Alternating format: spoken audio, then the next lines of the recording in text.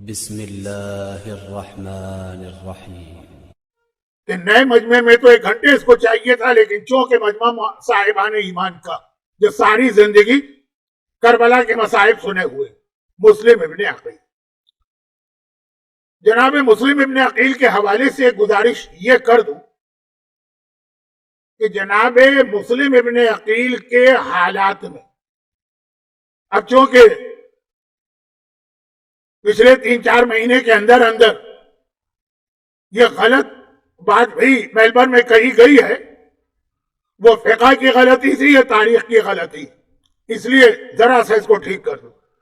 جناب مسلم ابن عقیل ایک طرف مولا کے بھتیجے ہیں، وہ ہر ایک کو پتا ہے کہ مولا کے بڑے بھائی عقیل ہیں، عقیل کے بیٹے سگے بھتیجے ہیں، اور دوسری جانب مولا کے داماد ہیں۔ یہ بات بھی ہمارے یہاں بہت مشہور ہے، خاص طور پر مصائب میں جب یہ جملہ آتا ہے کہ امام حسین نے یتیم مسلم کے سر پہ ہاتھ پھیرا اور اس نے ماموں کہہ کے مخاطب کی۔ داماد ہیں مولا کے، بھتیجے بھی ہیں، داماد بھی ہیں، مگر ایک غلط فہمی یہاں پہ پھیلائی گئی اور شاید اور کئی جگہوں پر بھی، وہ یہ ہے کہ جناب ام البنین سے مسلم ابن عقیل کا کوئی رشتہ نہیں ہے، سوائے اس کے کہ وہ سوتیلی ساس ہے۔ جناب ام البنین، اب یہ دونوں نام ام البنین اور مسلم ابن عقیل، یہ دو نام وہ ہیں جو دونوں حاجت قبول ہونے کے لیے بہت اہم وسیلہ،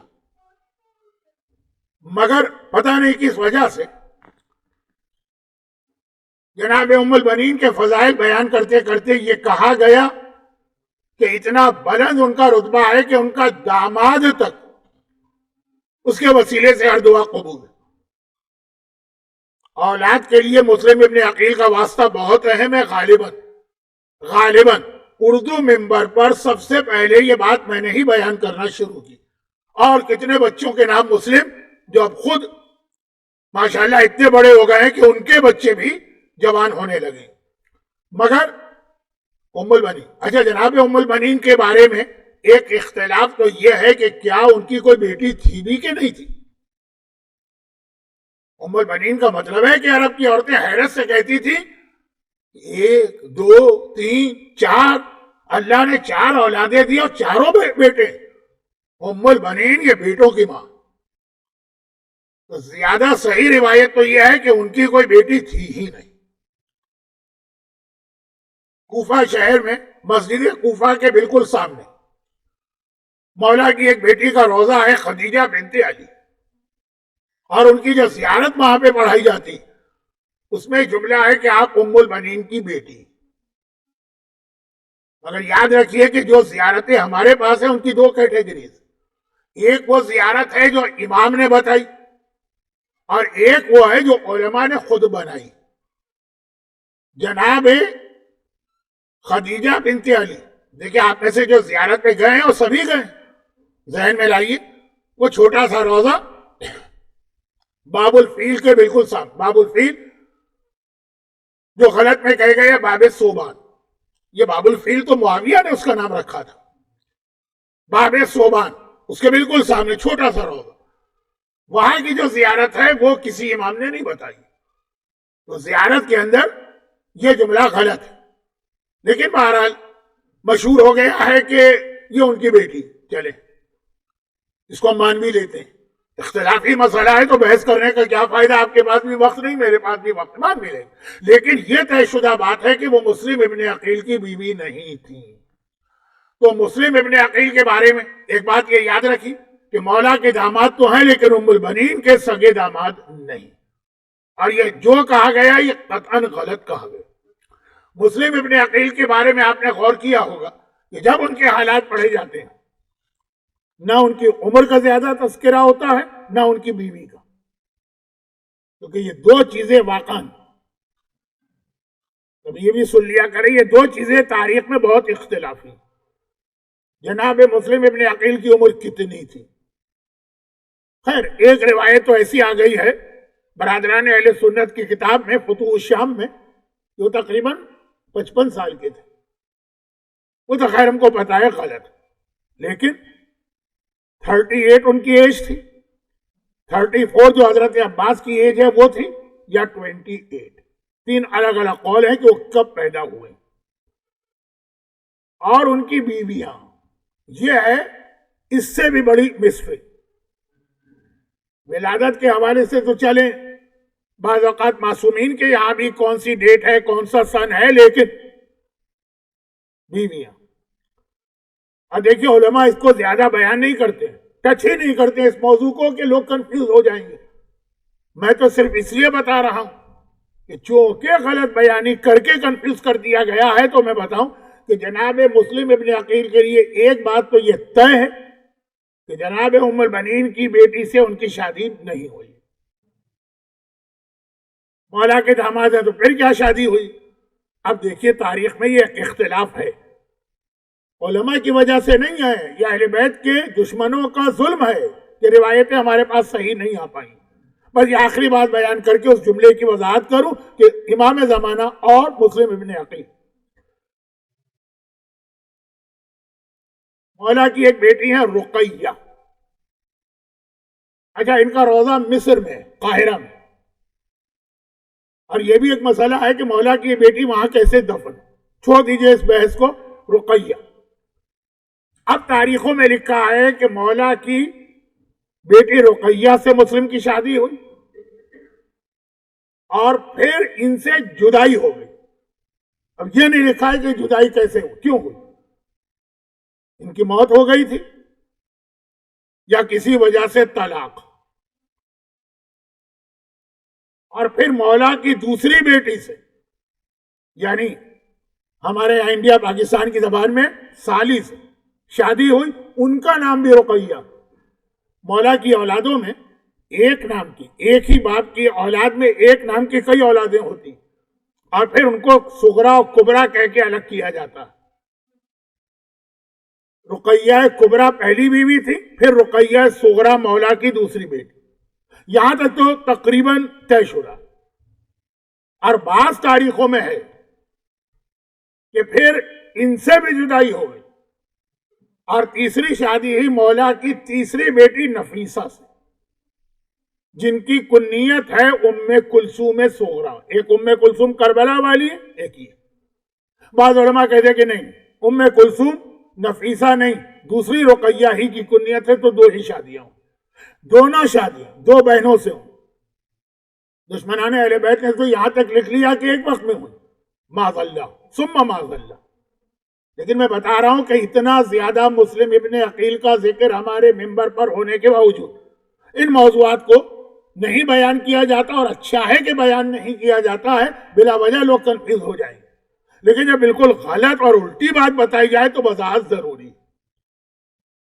تو دو باتیں طے شدہ ہیں کہ ام البنین کی بیٹی سے ان کی شادی نہیں ہوئی ہے، چاہے ام البنین کی کوئی بیٹی ہو کہ نہ ہو، ایک الگ بات۔ اور دوسری یہ کہ مولا کی دو بیٹیوں سے ان کی شادی ہوئی، تیسری کے بارے میں اختلاف ہے کہ وہ تیسری تھی کہ نہیں۔ اور وہ جو بچی ہے چھوٹی والی جس کے سر پہ امام حسین نے ہاتھ رکھا، وہ دوسری بیوی سے ہے یا تیسری سے، پہلی سے تو نہیں۔ یہ مسلم ابن عقیل کے حوالے سے صرف دو پیغام دینا ہے، پہلا امام زمانہ کا، دوسرا پیغام بھی امام زمانہ کا ہے، لیکن وہ پھر ذرا پانچویں امام کے حالات سے مل جائے گا اور میرا موضوع مکمل ہوگا۔ میں کسی مومن کو کسی دشمن اہل بیت سے نہیں ملا رہا ہوں، بلکہ دشمن اہل بیت تو چھوڑیے، عام مسلمان سے بھی کمپیئر نہیں کر رہا ہوں۔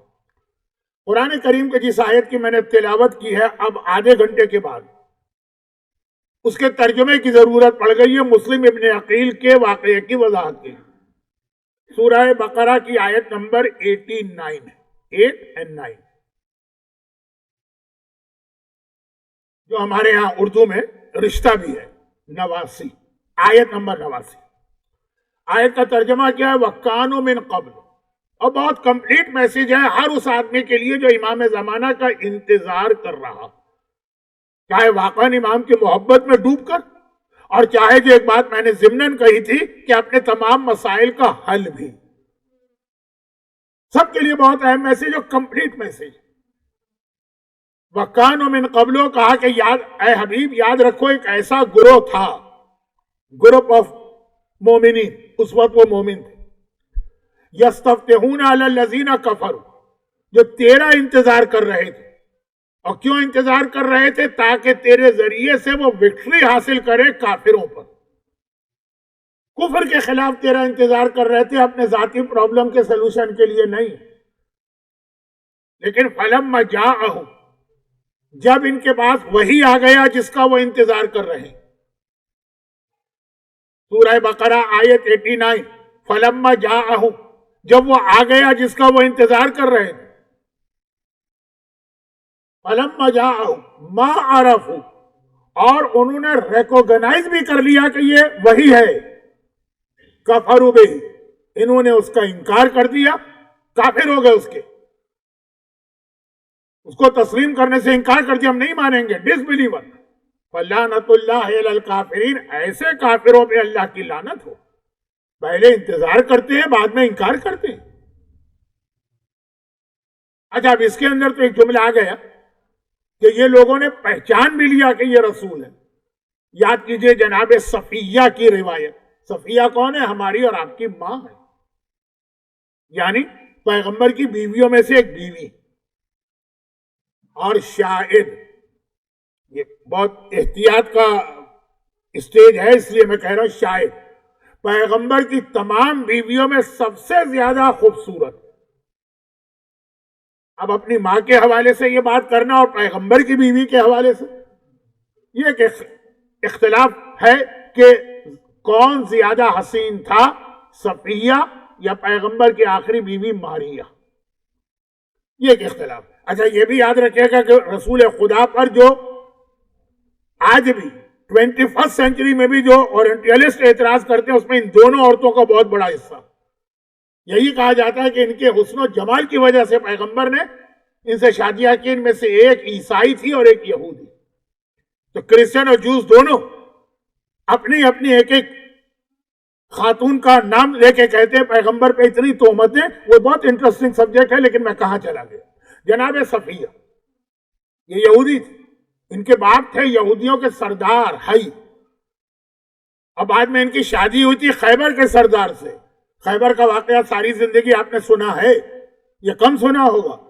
یہ خیبر کے سردار کی بیوی تھی جناب صفیہ. اس کے مارے جانے کے بعد پھر اس سے شادی ہوئی پیغمبر کی. اور پیغمبر نے جب شادی ہوئی تو دیکھا ان کے چہرے پہ نیل پڑا ہوا. گھبرا کے مجھے نیل کیسا؟ کہا کل رات کو میں نے خواب دیکھا تھا, اپنے شوہر کو بتایا تھا, اس نے غصے میں مجھے مارا. بہت لمبی بات ہو رہی, میں کہاں سے کہاں جا رہا ہوں, واپس آتا ہوں. صفیہ کہتی جب رسول اللہ مدینے آ گئے ہجرت کر کے تو میرا باپ تمام یہودیوں کا سردار تھا, مدینے کے یہودیوں کا. مدینے میں 3 قبیلے تھے, ان میں سے ایک قبیلے کا سردار تھا. 3 یہودی قبیلے. تو میرے چچا آئے اور آنے کے بعد کہا میرے باپ سے کہ آپ سردار ہیں. ایک نیا آدمی آیا, وہی بات کہہ رہا ہے جو حضرت موسیٰ کی کتاب میں لکھی. آئیے مل جا کے چیک کریں. دونوں گئے, واپس آئے, واپس آ کے بیٹھ گئے. جناب صفیہ بچی ہیں, وہ ان کو چائے وائے پیش کر رہی ہیں باپ اور چچا کو. چچا نے کہا باپ سے کہ بھائی کیا آپ نے کیا جج کیا؟ کہا یہ سچا رسول ہے. ساری اس میں وہ کوالٹیز ہیں اور سائنس ہیں جو حضرت موسیٰ کی کتاب میں لکھی. اب جناب صفیہ کمرے میں بیٹھی ہیں, خدمت کر رہی ہیں اپنے باپ اور چچا کی. اور جملہ سن رہی ہے کہ جب چچا نے یہ سوال کیا اور باپ نے جواب دی تو چچا نے کہا تو پھر آپ کا کیا ارادہ؟ کہا لیکن ہم اس کی مخالفت کریں کیونکہ اگر ہم نے اس کو مان لیا تو ہماری سرداری چھن جائے گی. وہاں سے جناب صفیہ کہتی ہے میرے دل میں رسول کی محبت اور ان پر ایمان پیدا ہوا, جس کا نتیجہ جنگ خیبر کے بعد خوشی کے ساتھ پیغمبر کے نکاح میں آنا تھا. تو اب قرآن کہتا ہے کہ ایک ایسا گروپ جو حضرت موسیٰ کا ماننے والا آخری نبی کا انتظار کر رہا ہے تاکہ اس کے ذریعے کافروں پہ کامیابی حاصل کرے. لیکن جب وہ آ گیا اور انہوں نے پہچان بھی لیا کہ کون, تو انکار کر دیا. کیوں؟ اپنے ویسٹڈ انٹرسٹ کی وجہ سے. لعنت ہو ایسے لوگوں کو. قرآن میں یہ آیت ہمارے اور آپ کے لیے کیوں آئی؟ تو پیغمبر کی وہ حدیث کہ جو کچھ موسیٰ کی قوم میں ہوا وہی سب کچھ میرے ماننے والے کریں گے. عجیب جملہ ہے رسول کا. اگر موسیٰ کی قوم کبھی کسی جانور کے بل میں گئی ہوگی تو میرے ماننے والے بھی اس جانور کے بل میں جائیں گے، اتنا ریپیٹیشن ہوگا موسیٰ کا۔ تو اب یہ تو موسیٰ کی قوم کی حالت ہے کہ پہلے انتظار کرتے ہیں اور بڑے سنسیئرٹی کے ساتھ، اپنے فائدے کے لیے انتظار نہیں کرتے ہیں، اسلام کی کامیابی کے لیے، لیکن جب ان کی دعائیں قبول ہوتی ہیں وہ آ جاتا ہے تو یہی انکار کر دیتے، کیونکہ پھر ان کو لگتا ہے کہ جو ہمارے انٹرسٹ ہے ہماری سرداری چھن جائے گی۔ یہی آخری امام کے حوالے سے ہمارے اور آپ کے لیے ایک وارننگ ہے کہ دیکھو، ہم اور آپ نام لے کے نہیں کہا کہ تم میں ایک ایسا گروہ ہے جو آخری امام کا حد سے زیادہ انتظار کرتا ہے وتھ فل سنسیئرٹی۔ اسے نہیں چاہیے امام کی حکومت اعوذ باللہ اس لیے نہیں چاہیے کہ اس کی روزی کا مسئلہ حل ہو یا صحت کا مسئلہ حل ہو یا کوئی نہیں، اسلام کی کامیابی۔ یا ایک جملہ کہہ دوں جو اگلے میری اسپیچ سے ملے گا، ولایت علی دنیا میں قائم ہو، وہ اس لیے انتظار کر رہا ہے، لیکن جب وہ امام آ جائے گا یہی لوگ انکار کریں۔ بس ایک فرق یہ ہوگا کہ یہودیوں نے انکار کیا، اس کو ریکوگنائز کرنے کے بعد ہم میں سے بہت سے انکار کریں گے کیونکہ امام کو ریکوگنائز نہیں کر پائیں گے، کچھ ریکوگنائز کر بھی لیں گے پھر بھی انکار کریں گے، جن میں انفارچونیٹلی بہت سارے علماء کا تذکرہ بھی روایت میں، اور یہی جملہ ان کی زبان پر آئے گا کہ اگر اس امام کو مان لیا تو جو ہماری سرداری اور چودراہٹ ہے وہ ختم ہو جائے گی۔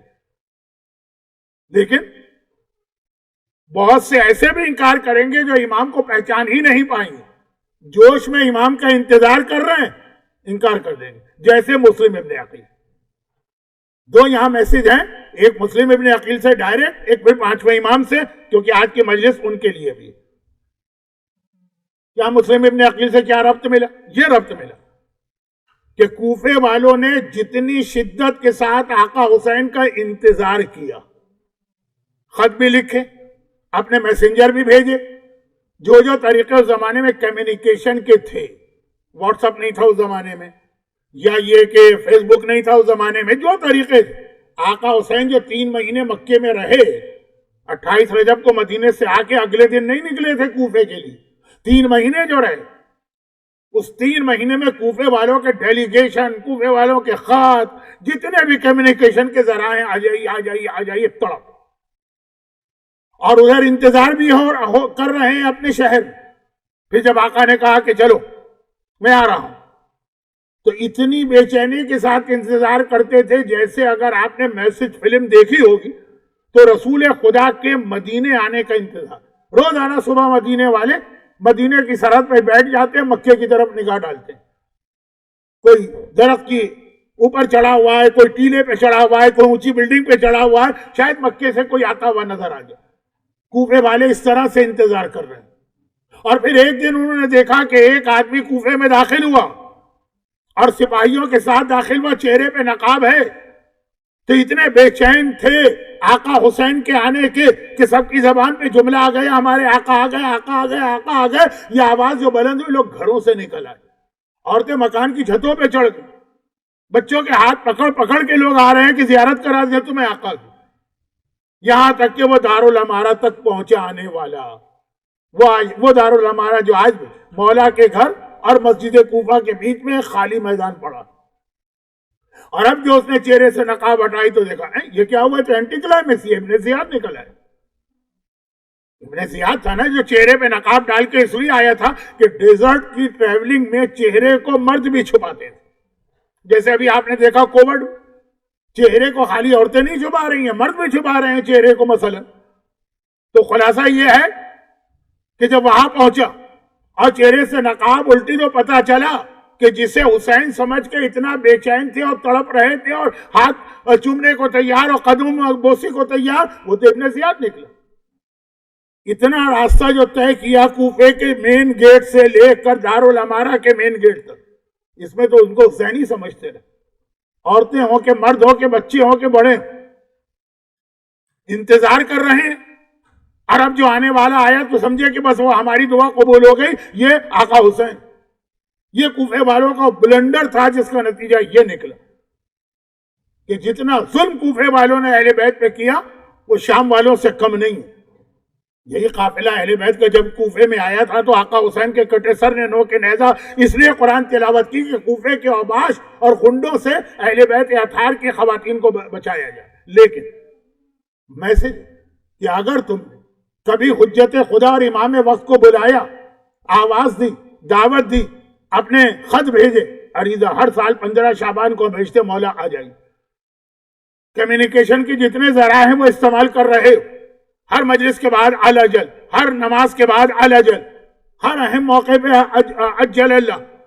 لیکن اگر صحیح معرفت امام حاصل نہیں کی تو آنے والا ابن زیاد ہوگا، تم سمجھو گے یہ امام آ گئے. ادھر قرآن آیت نمبر 89 بتا رہا ہے کہ یہ ہو چکا، ادھر مسلم ابن عقیل کا واقعہ بتا رہا ہے کہ حجت خدا کا انتظار کرنے والے اتنی بے چینی سے دشمن خدا کو حجت خدا سمجھ لیتے ہیں، دشمن امام کو امام وقت سمجھ لیتے ہیں. اور قرآن اور حدیث یہ دونوں نے جو ہمیں دو میسج دیے، ان کو ایک حدیث میں جمع کر دیا گیا. من مات ولم یعرف، امام کی معرفت حاصل کرو. چنانچہ معرفت ہمیشہ حاصل ہوتی ہے علم کے ساتھ، خالی انتظار کافی نہیں ہے، اس کے ساتھ نالج اور علم ہونا چاہیے. جو واقعہ میں نے شروع میں پڑھا تھا ذرا سا اس کا ایک جملہ آپ سن لیجیے. جناب صفیہ بنت حی ہماری اور آپ کی ماں ام المومنین، ان کے باپ حی ابن اخطب پہچان لیا یہ رسول ہے، انکار کر دیا. چلے انہوں نے تو انکار کیا، پہچاننے کے بعد باقی یہودیوں نے کیوں انکار کیا؟ کہا اس لیے انکار کیا کہ ان کے پاس معرفت نہیں تھی. جو ان کے سردار نے کہا انہوں نے آنکھیں بند کر کے تسلیم کر لیا. تو ہماری اور آپ کی اصل ذمہ داری یہ ہے کہ خالی امام کا انتظار نہیں کریں، اپنے ہر پرابلم کا سلوشن امام کو نہ سمجھیں. نہیں وہ تو ہیں، مگر یہ نہ سمجھیں کہ وہ آ جائے پرابلم سالو ہوگا. پہلا پرابلم یہ نہ ہو کہ ہم امام کے اگینسٹ کوفے والوں کی طرح کھڑے ہو جائیں، تو چہرے پہ نقاب ہم پہچان ہی نہ پائے کہ آنے والا کون. اس کے لیے معرفت کا مطلب نالج، علم. اور یہاں پر باقی معرفت کی باتیں تو بعد میں بتاؤں گا، کبھی موقع ملا. ایک چھوٹی سی بات سن لی. معرفت میں ایک حصہ، ایک چیز بہت اہم، اور وہ کیا؟ وہ یہ کہ انسان اپنے آپ کو مال حرام سے بچائے اور کسی کا کوئی مالی حق اس کے ذمہ نہ ہو. دیکھیں بہت اہم بات میں کہہ رہا ہوں، جو بظاہر بچوں جیسی بات لگ رہی ہے. اسی کا مسلم ابن عقیل کا دوسرا میسج اور 5ویں امام اور پھر مسائل. مولا کائنات کو جب خلافت ظاہری ملی، یعنی تقریباً وہ کیفیت ہوئی جو بعض روایتوں میں ہے کہ امام زمانہ کے ظہور کے وقت بھی وہ کیفیت ہوگی. یعنی روایتوں میں ہے کہ امام جب آئیں گے تو دنیا اس وقت امام کو ڈھونڈ رہی ہوگی، دنیا انتظار میں ہوگی امام کے. وہ امام کو امام سمجھ کے نہیں ڈھونڈیں گے، وہ کہیں گے ہم نے دنیا کے سارے سسٹم آزما لیے، بادشاہت ہو کہ ڈکٹیٹرشپ ہو کہ ڈیموکریسی ہو کہ سوشلزم ہو کہ کمیونزم ہو، سب فیل ہو گئے، کوئی ہمارے پرابلم کو سالو نہ کر سکا. اب کوئی نیا سسٹم اور نیا آدمی چاہیے جس دنیا اس حالت میں ہوگی. وہاں بھی یہی تھا نا جب مولا کو خلافت ظاہری ملی، مسلمانوں نے کہا کہ ہم نے سارے خلیفہ آزما کے دیکھ لیے، ہم فیل ہو گئے، ٹوٹلی فیل، اب ہمیں آپ چاہیے. مولا کو جب خلافت ظاہری ملی، بہت اہم کمپیئر کیجئے گا، بہت اہم ہے یہ کمپیریزن امام زمانہ کا اور مولا علی. واقعا لوگوں کے دل سے آواز نکلی تھی کہ ہر سسٹم فیل ہو گیا. ہو سکتا ہے کہ علی کو غدیری علی سمجھنے والے اس وقت بھی کم ہو، لیکن سسٹم فیل ہو گیا اس سے پہلے والے. اب ہمیں آپ چاہیے. مولا کو حکومت ملی. آپ کو معلوم ہے مولا نے سب سے پہلا کون سا کام کیا جس پر مولا کے اپنے قریبی صحابیوں نے کہا مولا بس یہ نہ کیجیے.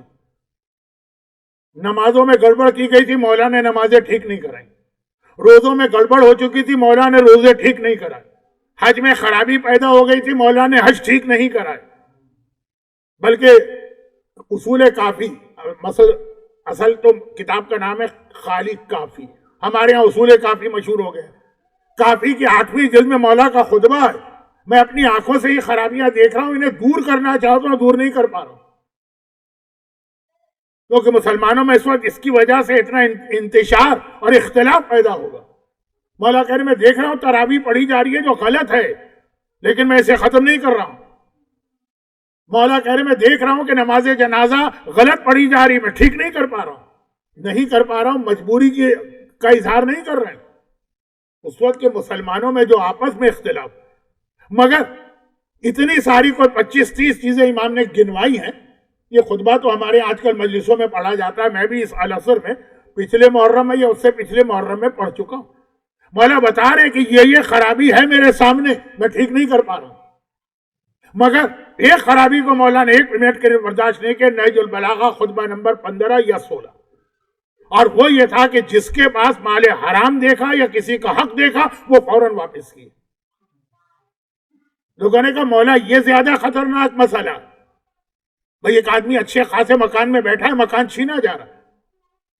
ایک آدمی کی اچھی خاصی ایک دکان یا چلتا ہوا بزنس ہے, بزنس چھینا جا رہا ہے. مولا اس کو ہاتھ نہ لگائیے, بعد میں جب ذرا آپ اسٹیبل ہو جائیں, یہ جملے ہیں, تب آپ یہ کام کیجئے گا. مولا نے کہا نہیں, کسی کا حق دوسرے کے پاس ہے, حکومت عدل ہے, اور مال حرام اس سے بچانا. کسی کا حق کسی کے پاس ہے, علی اس کو واپس لے گا, چاہے عورتوں کے مہر میں بھی وہ چیز دی جا چکی, علی واپس لے گا. اس میں کوئی کمپرومائز نہیں. سارا جھگڑا اسی بات پہ شروع ہوا.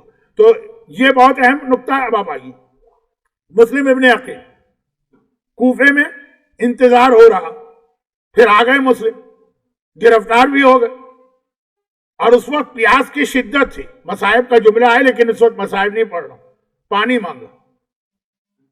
پورا واقعہ ہے, بڑا انٹرسٹنگ واقعہ ہے, لیکن مصائب میں پورا واقعہ پڑھنے کا موقع نہیں ہوتا. خیر پانی دیا گیا, مسلم نے پانی ہونٹوں سے لگایا, پانی پینا چاہتے ہیں. دانت زخمی ہے, خون نکلا, پانی رنگین ہو گیا. اگر پانی میں خون کا رنگ آ جائے تو آپ پانی نہیں پی سکتے, چاہے وہ خون نجس ہو چاہے وہ خون پاک ہو. اگر پاک خون بھی ہے شہید راہ خدا کا, پانی نہیں پی سکتے. آپ نے سنا کہ 3 بار مسلم نے کوشش کی, پانی پھینکا, دوبارہ پانی لیا اسی سراہی سے, پھر وہ خون تو جاری ہے, پھر پھینکا, پھر تیسری مرتبہ. پیاس کی شدت ہے, ورنہ ابو طالب کا یہ غیرت مند پوتا اس طرح دربار میں پانی نہ مانگتا. پیاس کی شدت تھی, پانی پھینک دیا, اور آخر کہا میں پیاسا ہی دنیا سے جاؤں. کیوں؟ یہ پانی پینا حرام ہو گیا, یہ مال حرام بن گیا. حرام, حرام کھانا, حرام پینا. مسلم نے یہ پیغام دیا. پیاس سے مر بھی رہے ہو, بھوک سے زیادہ پیاس کا امتحان بڑا ہوتا ہے نا. لوگ کہتے ہیں نا مولانا کا یہ حلال حرام کا خیال رکھیں تو بھوکوں مر جائیں. پیاس سے مر بھی رہے ہو تو مسلم نے بتایا. اس مسئلے کی اہمیت اتنی ہے, شریعت کی محبت میں مسلم پیاسے دنیا سے چلے. میرا 5واں امام اس کا بھی گواہ ہے کہ جس وقت حسینی قافلہ کوفے کی جانب جا رہا, اور بہت دیر سے کوئی خبر نہیں آئی کوفے سے. کس کی؟ مسلم. مسلم ادھر کوفے میں گرفتار کیے گئے, اور عجیب انداز سے گرفتار کیے گئے. یہی تو جملہ ہے نا, آپ نے سنا کہ یہ 8 ذی الحجہ کا دن ختم ہوا, مسلم نے مغرب اور عشاء کی نماز تو مسجد کوفہ میں پڑھی, اور نماز پڑھ کے پلٹ کے دیکھا تو جو چند نمازی اس نماز میں آ گئے تھے وہ بھی غائب ہو چکے. جو اہل بیت ہیں وہ آج بے بیت کا ہو کے کوفے کی گلیوں میں سر چھپانے کی جگہ ڈھونڈ رہا. آخر تو آ کے گھر میں مسلم کو سر چھپانے کی جگہ ملی. یہ بھی دیکھی, وہ اتنی مومنہ اور اس کا بیٹا ایسا دشمن ہے اہل بیت. جیسے ہی اسے پتا چلا کہ حاکم کا قیدی, حاکم کا بقول اس کے مفرور مجرم میرے گھر میں ہے, وہ اطلاع دینے بھاگا. اور ادھر ابن زیاد نے فوج بھیجی ہے محمد ابن اشعث ابن قیس کندی کی قیادت میں. کون ہے؟ جس کی اپنی بہن جودہ نے امام حسن کو زہر دیا. اور جیسے ہی مسلم نے ایک بار فوجوں کے آنے کی آواز سنی, تلوار سونت کے گھر سے باہر نکلنا چاہتے تو اور تڑپ گئی, مولا کہاں جا رہے ہیں؟ قدموں میں گر پڑے. مولا گھر میں بیٹھ کے دشمن کو مقابلہ کریں, آپ اکیلے ہیں, کھلے میں جنگ کرنا مشکل ہے, یہاں تو گھر کی دیواریں ہیں. عجیب جواب دیا. یہ جواب خالی ابو طالب کا پوتا ہی دے سکتا ہے, علی کا بھتیجا ہی دے سکتا. کہا تو مجھے پتا ہے یہ بے حیا فوج ہے, یہ مجھے گرفتار کرنے تیرے گھر میں آ جائے گی. میری غیرت یہ گوارا نہیں کرتی کہ میری وجہ سے تیری بے پردگی ہو اور تیرے گھر کا احترام ختم ہو۔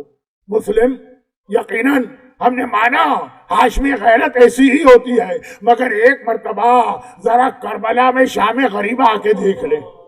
آج ایک ضعیفہ کے پردے کا اتنا خیال ہے اور کل کربلا میں زینب و کلثوم کی چادریں چھینی جا رہی ہیں، فوجیں بے حیا درانہ خیموں میں آ رہی ہے، خیمے جلائی جا رہی ہیں۔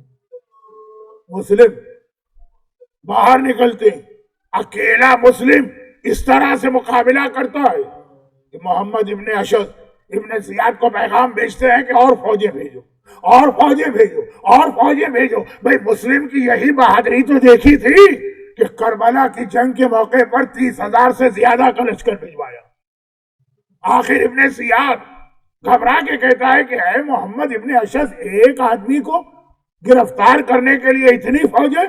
اور وہ جواب دیتا ہے کہ ابن زیاد میں کوفے کے کسی بنیے یا بقال کو گرفتار نہیں کر رہا ہوں، ہاشمی شہزادہ ہے، اتنی فوجیں کے بعد بھی گرفتار کر لوں تو بہت بڑی بات ہے۔ اور نہیں گرفتار کر سکا، زمین میں گڑھا کھودا گیا اور اسے گھاس کے پتوں سے چھپایا گیا۔ جنگ کرتے کرتے مسلم وہاں گئے اور عجیب جنگ تھی۔ کربلا کے مجاہدوں نے ایسی جنگ نہیں کی۔ وہاں پہ جب کوئی مجاہد جاتا ہے تو گھوڑے پہ سوار کرانے والا میرا آقا حسین ہوتا ہے، جہاد کو دیکھنے والے اصحاب امام ہوتے ہیں، خالی دشمن کے تیر و تلوار کا سامنا ہے۔ یہاں تو مکان کی چھت پہ عورتیں کھڑی ہیں، کوئی پتھر پھینک رہی ہے، کوئی جلتا ہوا کھولتا ہوا پانی مسلم پہ پھینک رہی ہے، مگر ہاشمی شہزادہ اکیلے سب کا مقابلہ کر رہا ہے۔ البتہ اس گڑھے میں گرا، گرفتار ہوا۔ کربلا کے شہید ہو گئے۔ قیدی بننے کی ذلت کسی کو یہ امتحان نہ دینا پڑا، مگر علی کا داماد مسلم ایک بار قیدی بن کے ابن زیاد کے دربار میں آتا۔ عجیب جملہ، ایک راوی نے ایک بار پوچھا مولا سجاد سے، مولا میں اس دن بھی ابن زیاد کے دربار میں تھا جس دن آپ کا چچا قیدی بن کے آیا، اور اس دن بھی ابن زیاد کے دربار میں تھا جس دن آپ قیدی بن کے آئے تھے، مگر مولا دونوں کے آنے میں کتنا فرق ہے۔ وہ قیدی تھے، ہاتھ بندھے تھے، مگر سینہ تان کے آئے تھے، کمر سیدھی تھی، چہرہ بلند تھا، آنکھوں میں آنکھیں ڈال کے بات کر رہے تھے۔